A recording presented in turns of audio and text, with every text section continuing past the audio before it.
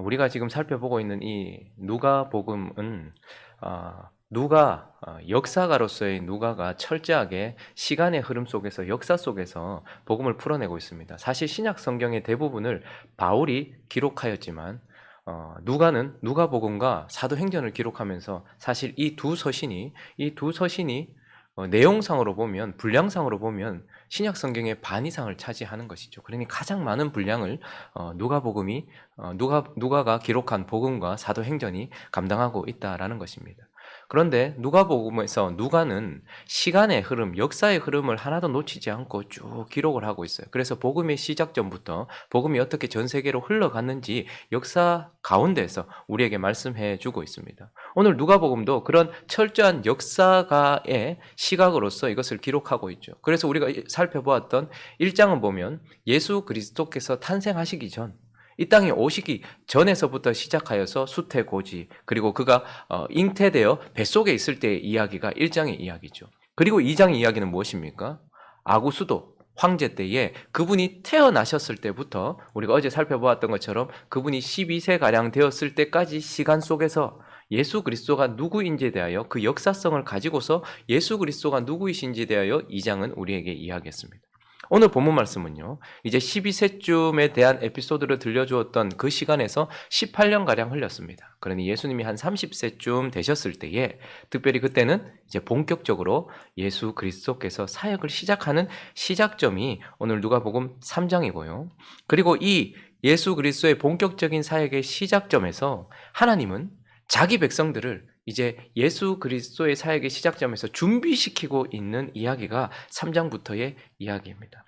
그래서 오늘 3장을 보면요, 예수님의 본격적인 사역을 앞서서 하나님이 자기 백성들을 어떠한 장소로 부르셔서 무엇인가를 준비시키고 있다라는 것을 우리는 보게 됩니다. 자, 그러면 이제 본문 말씀을 통하여서 하나님께서 자기 백성들을 준비시키기 위하여 부르신 장소는 어디며 또 그 장소는 어떤 의미를 가지고 있는지 몇 가지를 살펴보도록 하겠습니다.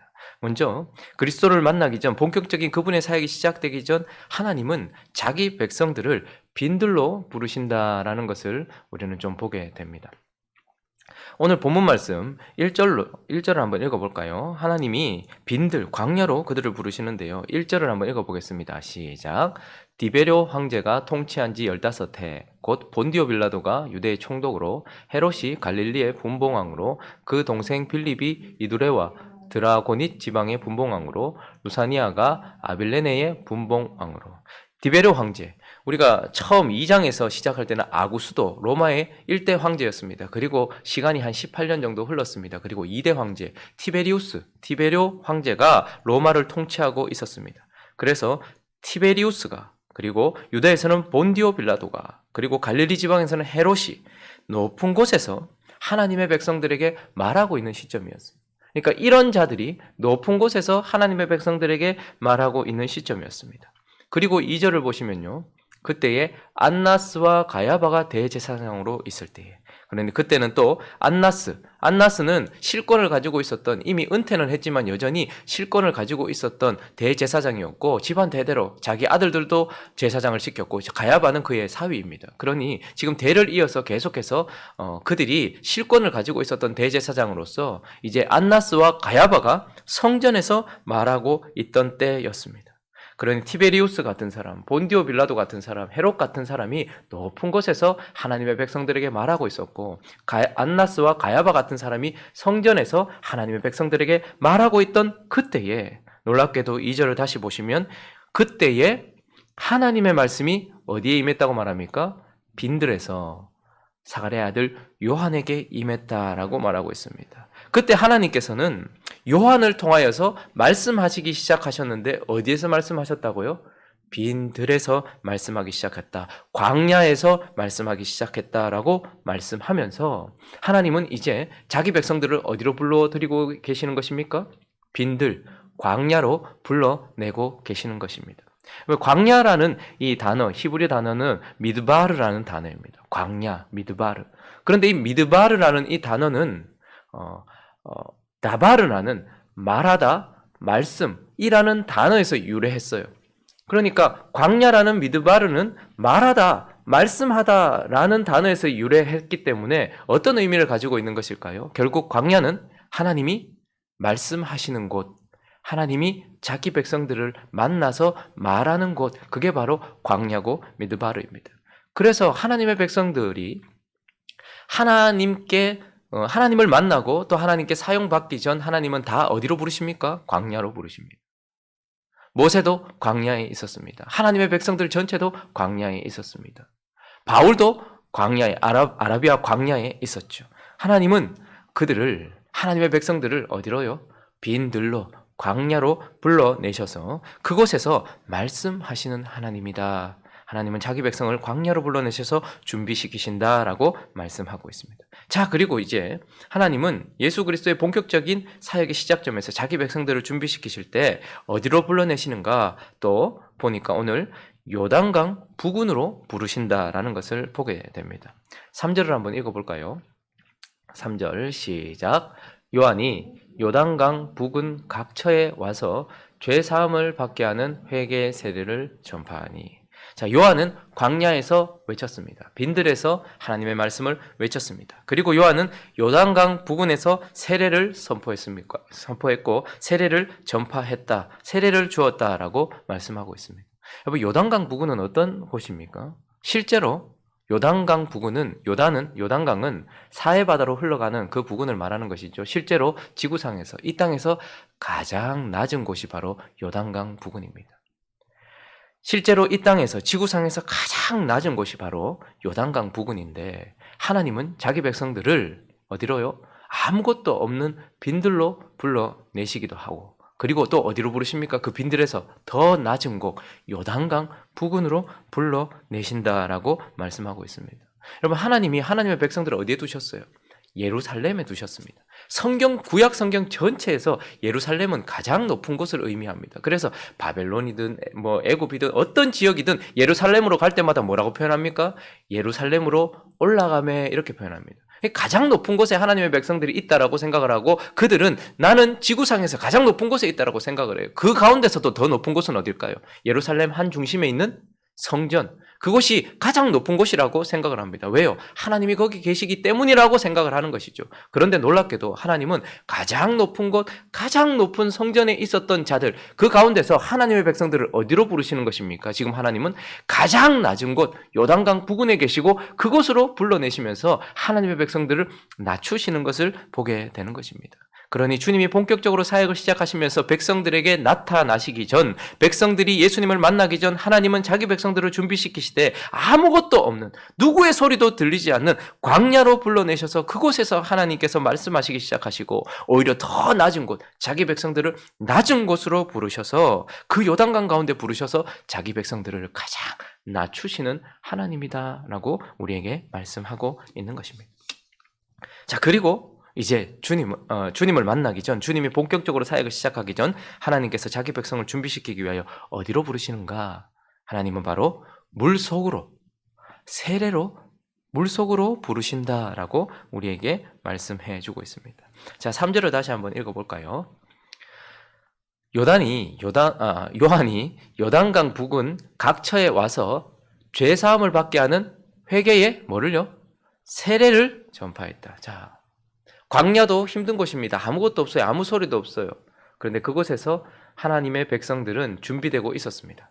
자, 그리고 하나님은 더 낮은 곳 요단강 부근으로 자기 백성들을 불러오셨어요. 자, 그런데 그 낮은 곳에 있는데 오늘은 오히려 더 뭐라고 말하고 있습니까? 세례라는 것은 그 강 속으로 잠기는 것을 말하는 것입니다. 물 속으로 들어가는 것을 말하는 것입니다. 쉽게 말하면 죽음을 말하는 것입니다.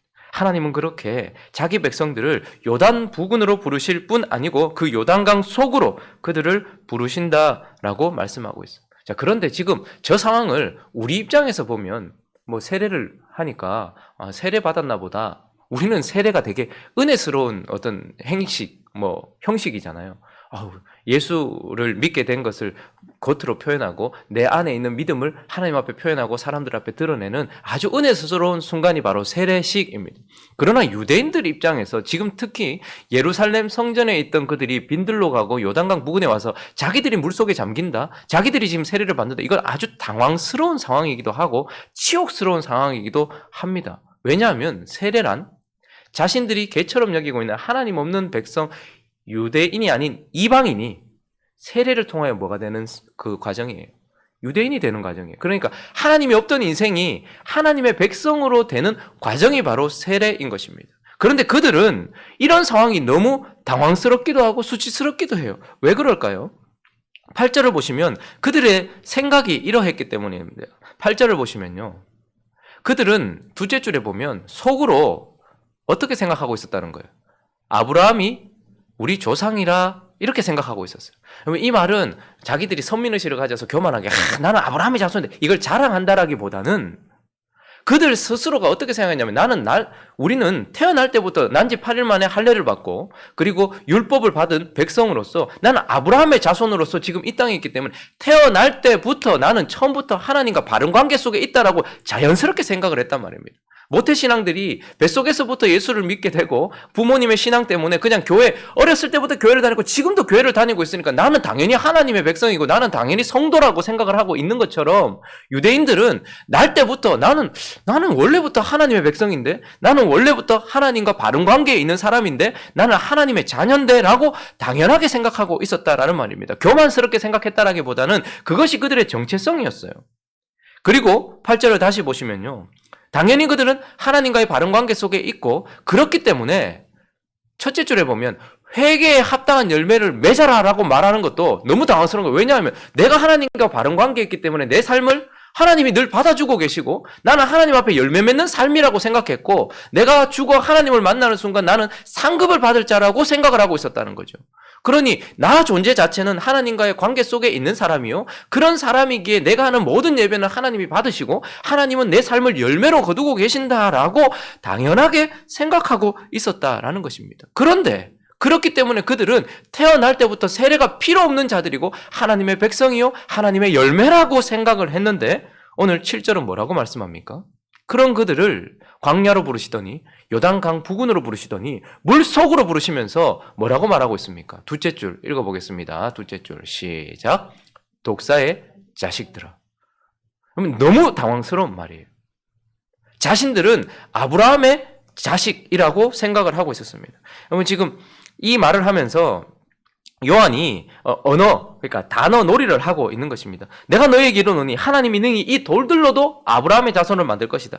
아들이라는 단어는 벤이거든요. 근데 돌이라는 단어는 에벤입니다. 그러니까 비슷하죠. 발음이 비슷하죠.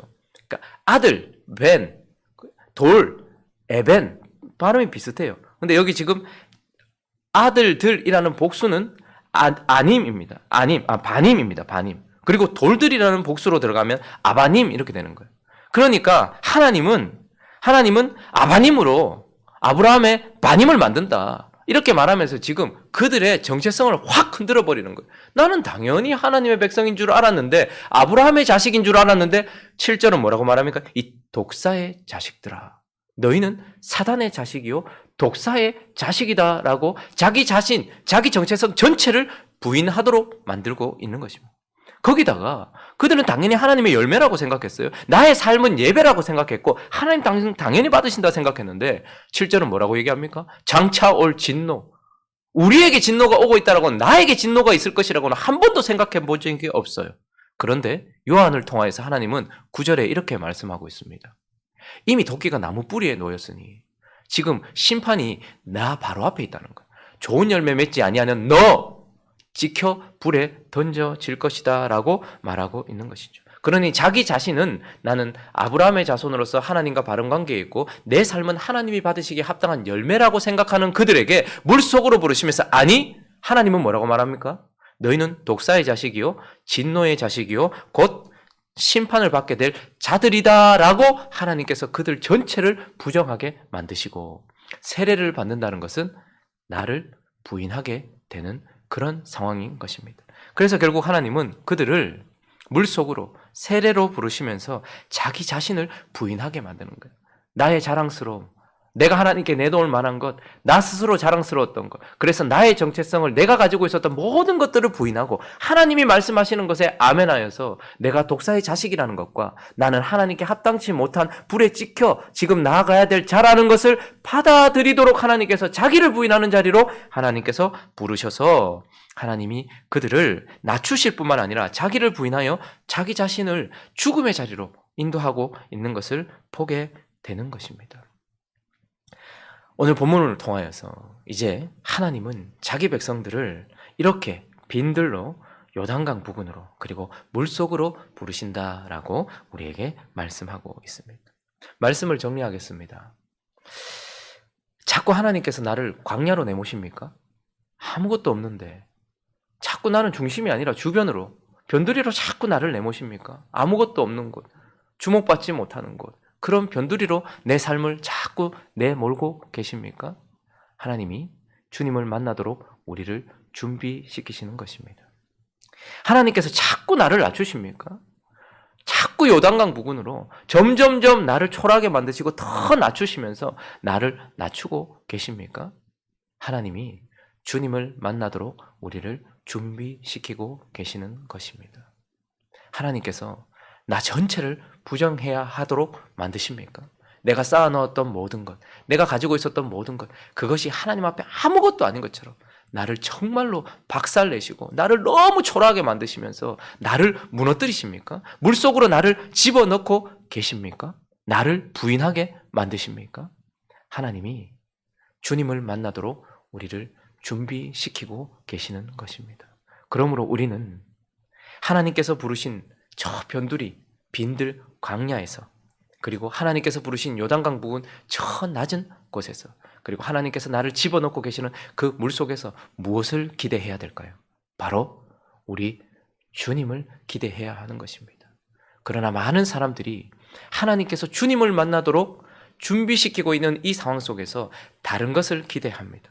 하나님께서 나를 광야, 빈들, 변두리로 나를 밀어내셨으니 이제 곧 나를 준비시켜서 중심으로 보내시겠지라고 사람들은 기대해요.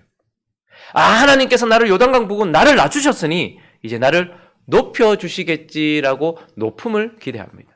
하나님께서 내 모든 것들을 다 분토처럼 여기게 하셨고 나를 무너뜨리셨으니 다시 나를 세우시고 자랑스러운 모습으로 만들어주시겠지라고 잘못된 기대를 할 때가 많단 말입니다. 그리스도인들의 기도 제목들이 하나님이 나를 광야로 보내시면 나를 중심으로 이제 다시 예루살렘 중심으로 로마의 중심으로 나를 보내시려고 나를 준비시키신다, 잘못된 기대를 합니다. 하나님이 나를 낮추셨으니 이제 나를 요셉처럼 또 그렇게 높이실 거야, 나를 높이실 거야, 높음을 기대한단 말이죠. 하나님이 나를 다 무너뜨리셨으니 다시 세우시고 나를 자랑스럽게 하실 거야 라는 그런 기대를 합니다. 그러나 하나님께서 우리에게 가져야 될 기대는 뭐라고 말씀하십니까?